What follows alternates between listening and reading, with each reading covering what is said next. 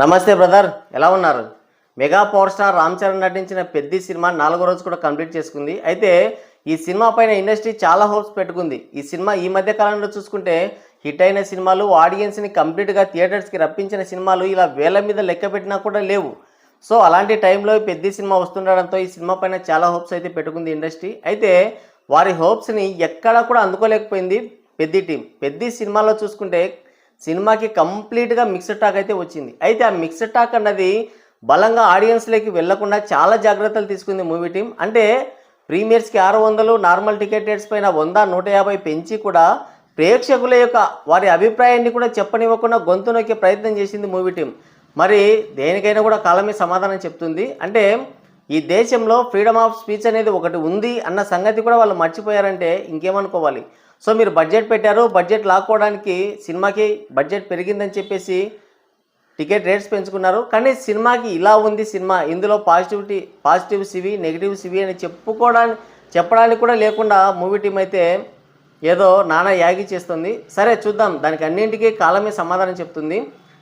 ఇప్పుడు పెద్ది సినిమా విషయానికి వస్తే, ఈ కలెక్షన్ల విషయానికి వస్తే, పెద్ది సినిమాకి జరిగిన బిజినెస్ అయితే దాదాపుగా 220 కోట్ల బిజినెస్ జరిగింది. సినిమా బ్రేక్ ఈవెన్ టార్గెట్ వచ్చేసి 450 కోట్లకి పైగా గ్రాస్ కలెక్షన్స్ రావాలి. కానీ ఇప్పుడున్న పరిస్థితుల్లో సినిమాకు వచ్చిన మిక్స్డ్ టాక్ను బట్టి చూస్తే ఈ సినిమాకి అంత కలెక్షన్లు వస్తాయా లేదా అన్నది ఒక అంతు చిక్కని విషయంగా మిగిలిపోయింది. ఇప్పుడు చూసుకుంటే సినిమాకి మిక్స్డ్ టాక్ అన్నది కంప్లీట్గా మిక్స్డ్ టాక్ అయితే వచ్చింది. కానీ ఆడియన్స్లోకి వెళ్లకుండా వాళ్ళు చాలా జాగ్రత్తలు తీసుకున్నారు. సోషల్ మీడియాలో ఎక్కడ చూసినా కూడా మొత్తం పెయిడ్ బ్యాచ్ దిగింది. సినిమాకి ఆహా ఓహో అని లేపుతున్నారు. సినిమాలో కంటెంట్ ఏముంది అన్నది మాట్లాడట్లేదు ఎవరు కూడా.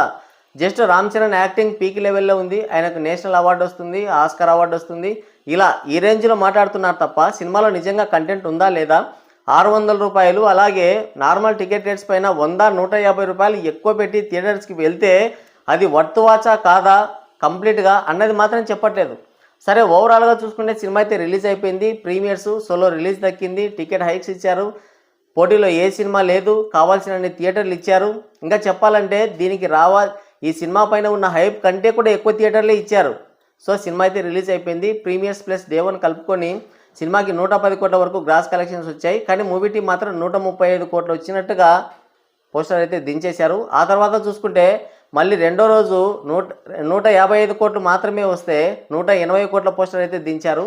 ఈ విధంగా పోస్టర్స్కి అలాగే ట్రేడ్ లెక్కలకి చాలా అంటే చాలా డిఫరెన్స్ ఉంది. దాదాపుగా 30 కోట్లకి పైగానే డిఫరెన్స్ ఉంది. సో ఇక్కడ సంతోషించాల్సిన విషయం ఏంటంటే గేమ్ చేంజర్ సినిమా లాగా 100 కోట్లో 150 కోట్లో వేయలేదు, అంతవరకు సంతోషం.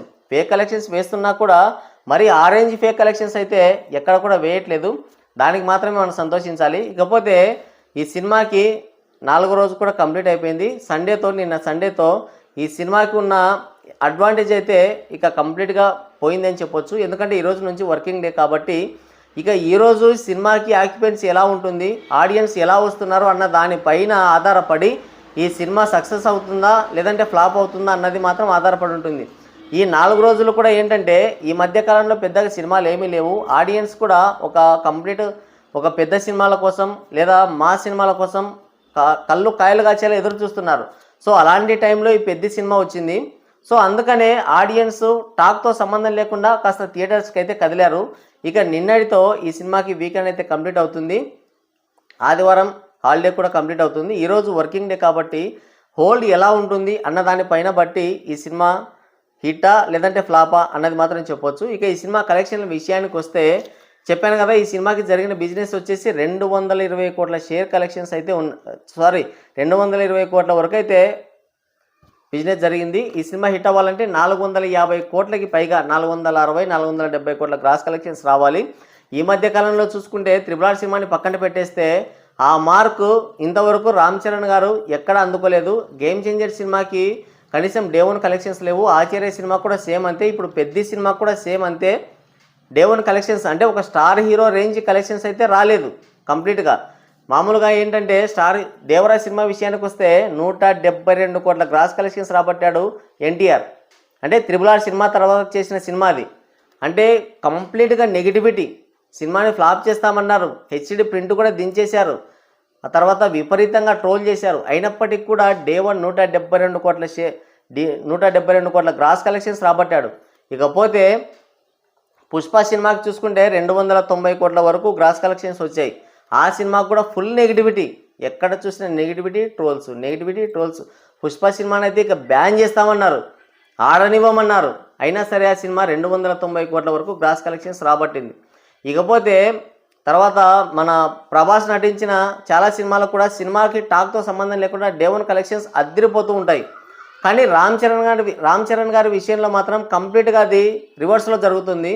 ఇంతవరకు ఆయనకి చెప్పుకోవడానికి RRR సినిమాని పక్కన పడేస్తే, అటు అంతకుముందు వచ్చిన వినయ్ విజయరామ, దానికి ముందు వచ్చిన రంగస్థలం సినిమా నుంచి కూడా చూసుకున్నా కూడా డే 1 కలెక్షన్స్ అనేవి మాత్రం లేవు. డే 1 కలెక్షన్స్ రికార్డ్స్ మాత్రం లేవు ఆయనకి. సో పెద్ద సినిమా విషయంలో కూడా అదే జరుగుతుంది. ఇక 4 రోజులకు గాను ఈ సినిమా దాదాపుగా 210 కోట్ల గ్రాస్ కలెక్షన్స్, 127 కోట్ల షేర్ అయితే రాబట్టింది. ఇదైతే ఈ సినిమా పైన పెట్టుకున్న అంచనాలకి, తర్వాత ఈ సినిమాకి జరిగిన బిజినెస్ని బట్టి చూస్తే మాత్రం చాలా అంటే చాలా చాలా తక్కువ. సో మామూలుగా ఏ స్టార్ హీరో సినిమా అయినా కూడా డే 1 50%కి పైగా, కనీసం 50% అన్నా కూడా రికవరీ చేస్తుంది డే 1 కలెక్షన్స్తోనే. కానీ ఇక్కడ అలాంటిది ఏమీ జరగలేదు. సినిమా 4 రోజులు అయినా కూడా ఇంకా 100 కోట్ల షేర్ రాబట్టాల్సిన పరిస్థితి ఉంది. ఈ రోజు నుంచి సినిమాకి టార్గెట్ వచ్చేసి వరల్డ్ వైడ్గా 100 కోట్ల షేర్ రాబట్టాల్సి ఉంటుంది ఈ సినిమాకి జరిగిన బిజినెస్ని బట్టి చూస్తే. అయితే ఈ సినిమా పాన్ ఇండియా సినిమాగా రిలీజ్ అయినా కూడా తెలుగు రాష్ట్రాల్లో మాత్రమే దీనికి కలెక్షన్లు వస్తున్నాయి. మిగతా అటు కర్ణాటక కానీ, ఓవర్సీస్ కానీ, తమిళనాడు, కేరళ గురించి ఇంకా ఎంత తక్కువ మాట్లాడుకుంటే అంత మంచిది. హిందీ గురించి అసలు మాట్లాడకపోవడమే మంచిది. సో RRR సినిమాతో ఆయన గ్లోబల్ స్టార్ అయిపోయాడు. RRR సినిమాలో ఆయన యాక్టింగ్కి ఆ నార్త్ ఆడియన్స్ అంతా పడిపోయారు, వీర లెవెల్లో ఆయనకి హై ఇచ్చారు.